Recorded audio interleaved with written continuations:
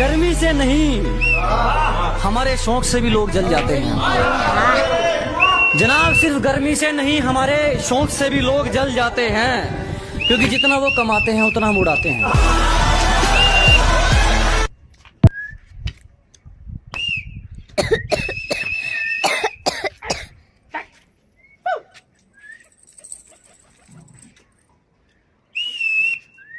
कितनी दूर दूर से उड़ रहे हैं ना।